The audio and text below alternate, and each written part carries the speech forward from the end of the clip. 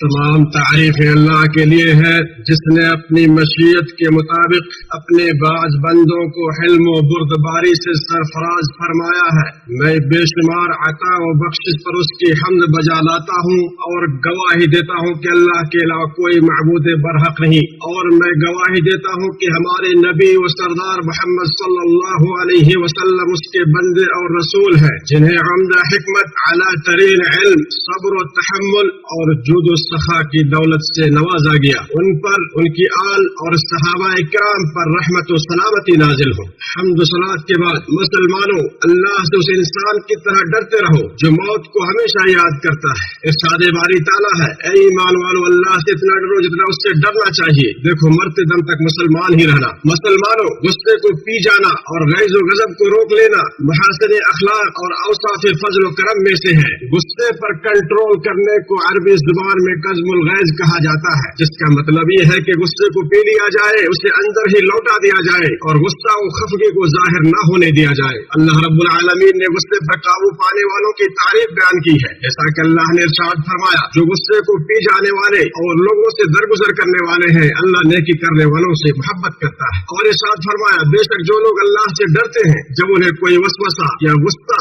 شیطان کی طرف سے آتا ہے تو فوراً حکم الہی یاد کرتے ہیں، پھر اسی وقت ان کی آنکھیں کھل جاتی ہیں۔ اس آیت کریمہ میں لفظ طائف مذکور ہے، اس کا یا لفظ طیف کا معنی ہے غصہ یا وسوسہ یا معصیت کا ارادہ، اور غصے کو طائف اس لیے کہا گیا کیونکہ وہ شیطانی وسوسے سے پیدا ہوتا ہے۔ سعید بن جبیر کہتے ہیں کہ آیت میں ایسے آدمی کا ذکر ہے جو غصہ آنے پر فوراً اللہ کو یاد کرنے لگتا ہے، پھر وہ غصے کو پی جاتا ہے۔ بعض علماء نے کہا کہ اپنے حلق سے غصے کا گھونٹ بار بار پینا مجھے اپنے کسی بھی اخلاقی نقص و کمی سے زیادہ پسند ہے، اور کسی عرب شاعر نے کہا ہے کہ تم سخت دل بد اخلاق کو معاف کر دو جب وہ ظلم و زیادتی کرے، کیونکہ جب محاسن اخلاق کے پے کر شخص کو غصہ دلایا جاتا ہے تو غصہ پی لیتا ہے۔ بری بات زبان سے ہرگز نہ نکالو، آگ اور اس کے شعلے سے ڈرو، شاید کہ تم اس سے صحیح سالم بچ جاؤ۔ شریف النفس، غصے کو ضبط کرنے والا اور عفو و درگزر کرنے والا، عقل کے اعتبار سے سب سے ٹھوس اور بردباری و وقار کے اعتبار سے سب سے وزنی شخص ہوتا ہے۔ کسی شاعر نے کہا ہے کہ اچھے اور نیک انسان کے غیظ و غضب سے کوئی ڈر نہیں ہوتا،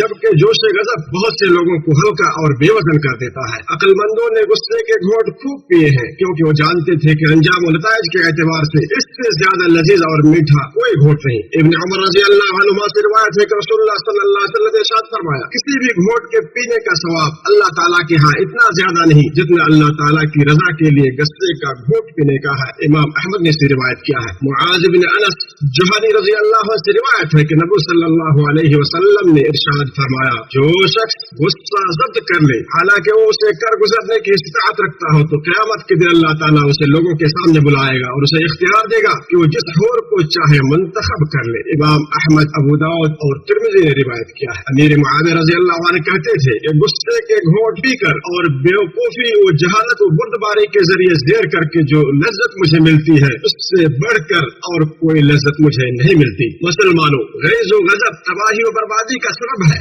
اور عقل و خرد کا دشمن ہے۔ غصہ ہلاکت و بربادی کا پیش خیمہ ہے۔ غیظ و غضب شرمساری و ندامت کی جڑ، ہر شر کی کنجی، برائیوں کا سر چشمہ، گناہوں کی سواری اور دشمنی کا سبب ہے۔ یہ اختلافات اور جھگڑے کو ہوا دیتا ہے، کبیرہ گناہوں اور ہلاکت خیز امور پر آمادہ کرتا ہے۔ شدت غیظ اور عفور غضب نے کتنے ہی خون بہائے، کتنی ہی عورتوں کی طلاق، قرابت داروں کی آپسی دشمنی، دوستوں کے درمیان نفرت و دوری، ساتھیوں کے ایک دوسرے کے خلاف مکر و سازش کا سبب بنی۔ ہمیشہ سے ہی بے رخی کے بادل نے دوستی کے سورج کو گرہن لگایا ہے، غداری کے گرد و غبار نے وفاداری کے حسن کو داغدار کیا ہے، اور حرص و طمع کی تلواریں دوستی، محبت اور بھائی چارے کی مضبوط رسی کو کاٹتی رہی ہے۔ لہذا ایسے غضب سے بچو جو راکھ کے اندر چھپے شعلے کی مانند دل میں خاموشی سے بھڑک رہی ہوتی ہے۔ شدت غضب سے زبان میں لغزش پیدا ہوتی ہے، حجت و دلیل منقطع ہو جاتی ہے، فہم و فراست منتشر ہو جاتی ہے،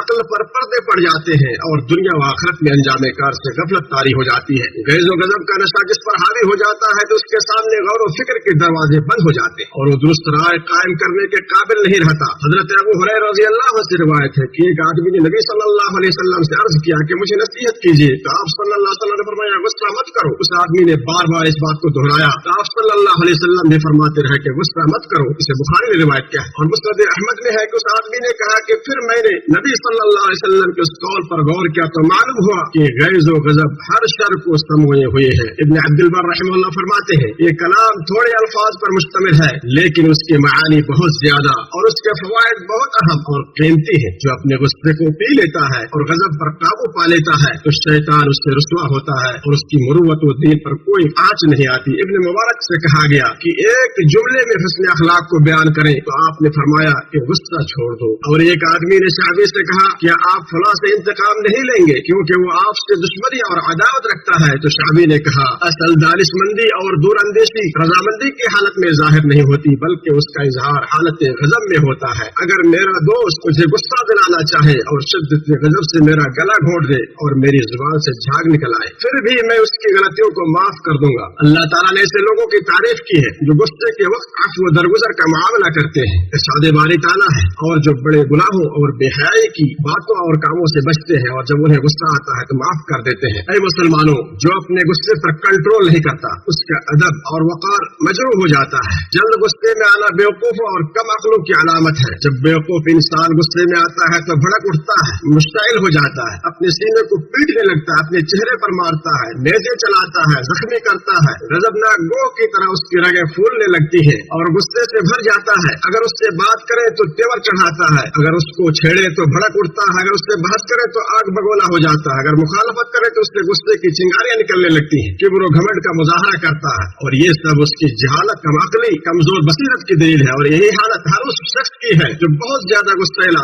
जाहिल, जल्दबाज है। ऐसे आदमी से दिल मुतनफिर होते हैं और उसकी बाज हरकतों से नफूस वहशत महसूस करते हैं। ताकतवर और बहादुर को कमअक्ल और जल्दबाज नहीं है जो अपने साथियों को पछाड़ देता हो और अपने भाइयों को जेर कर देता हो। ताकतवर और बहादुर वो है जो हलीम, बुर्दबार और दरगुजर करने वाला हो, जिसे ना ही कीलो काल इश्तिआल दिलाता हो और ना ही अहमक और जाहिलों की बात से वो नादानी के इर्तिकाब पर उतरता हो। रसूलुल्लाह सल्लल्लाहु अलैहि वसल्लम ने साथ फरमाया, ताकतवर वो नहीं जो पहलवान हो बल्कि ताकतवर वो है जो गुस्से के वक्त अपने आप पर काबू रखे। मुत्तफकुन अलैह। इब्न मसऊद रज़ी अल्लाह अन्हु से रिवायत है कि नबी सल्लल्लाहु अलैहि वसल्लम ने साथ फरमाया, तो अपने अंदर पहलवान किस शख्स को समझते हो? हमने कहा वो शख्स जिसे लोग पछाड़ ना सकते हो। नबी सल्लल्लाहु अलैहि वसल्लम ने फरमाया, ये शख्स पहलवान नहीं बल्कि हकीकी पहलवान वो शख्स है जो गुस्से के वक्त अपने आप को काबू में रखता हो। मुसलमानों, हिल्म व बुर्दबारी गैज़ व गज़ब से रोकती है और ये एक हमवार सवारी है जो अपने सवार को मजद व शराफत की बुलंदी तक पहुंचाती है और हमद व सताइश की बागडोर उसे अता कर देती है। और जो शख्स अफ़्व दरगुजर को अपने लिए नुकसान और घाटे का सामान समझता है और गज़ब को फायदे की चीज समझता है तो वो गलत अंदाजा लगाता है, क्योंकि हिल्म व बुर्दबारी की लज्जत इंतकाम की लज्जत से ज्यादा बेहतर है।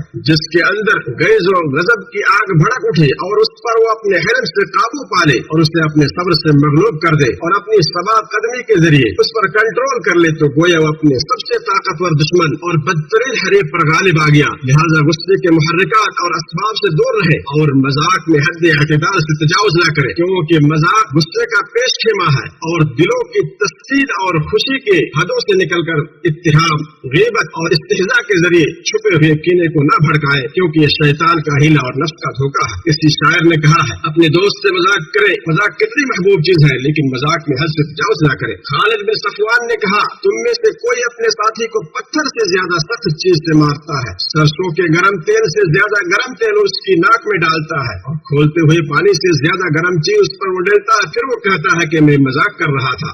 बहसो जिदाल गैज़ व गज़ब का मुहर्रिक है, पर जब आप बहसो जिदाल सुने तो पीछे हट जाए। अबू उमामा बाहिरी रज़ी अल्लाह अन्हु ने फरमाया कि रसूलुल्लाह सल्लल्लाहु अलैहि वसल्लम ने इरशाद फरमाया, मैं उस शख्स के लिए जन्नत के अतराफ में घर दिए जाने की जमानत देता हूँ जो यहाँ पर होते हुए भी झगड़ा छोड़ दे, और उस शख्स के लिए जन्नत के दरमियान में घर का जामिन हो जो मजाक में भी झूठ न बोले, और उस शख्स के लिए जन्नत के बालाई हिस्से में घर की जमानत देता हूँ जो अच्छे अखलाक का मालिक बन जाए। अबू दाऊद ने इसे रिवायत किया है। झगड़ा दीनदारी को मिटाता है और लोगों के दिलों में बुग़्ज़ व हसद को जन्म देता है, लिहाजा इससे करीब मत जाओ। और हंसी मजाक, आर दिलाने, कटहुज्जती, बहस व मुनाज़रा, मुखालफत, दुश्मनी, जुल्म, गीबत, नाहक लोगों के माल खाने, दूसरों के हुकूक को रोकने या उन्हें कम और घटा कर देने से बचो, क्योंकि ये चीजें लोगों के दरमियान शर्र, हसद और गैज़ व गज़ब के शोले को भड़काती हैं, और जब गुस्सा आता है तो फितने को दर आने का मौका मिल जाता है, शैतान हाजिर होता है, फ़हम व फरासत रुखसत हो जाती है और उखुवत की डोरी टूट जाती है और मोहब्बत और क़राबत के रिश्ते खत्म हो जाते हैं। गैज़ो गज़ब और अदावतों के शुगलों को सब्र और तहम्मुल, वक़ार, हिल्म और बुर्दबारी के जरिए सर्द करो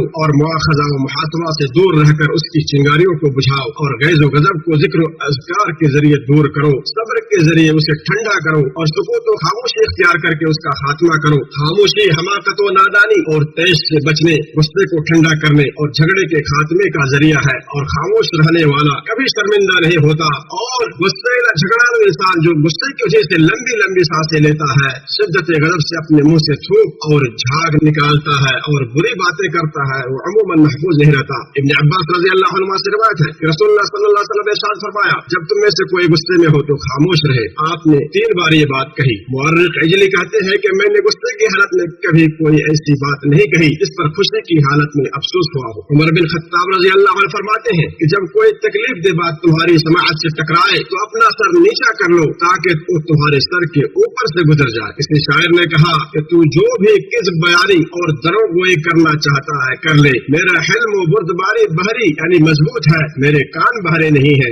जब मियां बीवी के दरमियान लड़ाई झगड़े के बादल मंडलाने लगे तो उन्हें चाहिए कि अफ़्व दरगुजर के साथ लड़ाई झगड़े की आवाज को दबाकर खत्म कर दे और बाहम एक दूसरे के साथ नरम खोई और सहल पसंदी का मुजाहरा करते हुए हमेशा हुस्न मुआशरत के दामन को थामे रखें और बाहम लड़ाई झगड़े को तूल ना दे। किसी शायर ने अपनी बीवी को मुखातब करके कहा, ऐ मेरी शरीक हयात, मेरी तरफ से तुझे अफ़्व दरगुजर के साथ साथ हमेशा मवद्दत और मोहब्बत ही मिलेगी, बस जब तू मुझे सख्त गजबनाक देखे तो कुछ ना बोलना। जिसे गैज़ो गज़ब बरंगेख्ता करे उसे चाहिए कि शैतानी मर्दूस से अल्लाह की पनाह मांगे। अबू हुरैरा रज़ी अल्लाह से मरवी है कि रसूलुल्लाह सल्लल्लाहु अलैहि वसल्लम ने फरमाया, जब तुम में से कोई गैज़ो गुस्से में हो तो ये कह दे, औज़ु बिल्लाह, मैं अल्लाह की पनाह में आता हूँ, तो उसका गुस्सा ठंडा और सर्द पड़ जाएगा। और सुलेमान बिन सुरद रज़ी अल्लाह से रिवायत है कि 2 आदमी नबी करीम सल्लल्लाहु अलैहि वसल्लम की मौजूदगी में झगड़ पड़े। हम हज़रत सल्लल्लाहु अलैहि वसल्लम की खिदमत में बैठे हुए थे। एक शख्स दूसरे को गुस्से की हालत में गाली दे रहा था और उसका चेहरा सुर्ख था। आप सल्लल्लाहु अलैहि वसल्लम ने फरमाया, मैं एक ऐसा कलिमा जानता हूँ, अगर ये शख्स इसे कह दे तो उसका गुस्सा दूर हो जाएगा, अगर ये औज़ु बिल्लाहि मिनश शैतानिर रजीम कहे। बुखारी मुस्लिम। जिस शख्स को गैज़ो गज़ब की हिद्दत बरंगेख्ता करे तो उसे चाहिए कि वो बैठ जाए। अबू ज़र रज़ी अल्लाह से रिवायत है कि रसूलुल्लाह सल्लल्लाहु अलैहि वसल्लम ने फरमाया, जब तुम में से कोई शख्स गुस्से की हालत में खड़ा हो उससे बैठ जाना चाहिए। ऐसा करने से अगर गुस्सा ठंडा हो जाए तो ठीक, वरना लेट जाए, क्योंकि बैठने से फितना और फसाद का इस्तिमरार खत्म हो जाता है और गैज़ो गज़ब की शिद्दत जाती रहती है, जबकि खड़ा हुआ शख्स भड़कने, पकड़ने और हाथापाई करने के लिए तैयार रहता है। और ऐन मुमकिन है कि इंतकामी कार्रवाई में उससे ऐसा फैल सरजर हो जाए जिस पर उसे शर्मसारी और पशेमानी उठानी पड़े। मैंने जो कुछ कहा आप लोगों ने उसे समाअत किया। मैं अल्लाह ताला से मग़फ़िरत तलब करता हूँ, आप लोग भी उसी से मग़फ़िरत तलब करें। बेशक अपनी तरफ रुजू करने वालों को बहुत ज़्यादा माफ करने वाला है।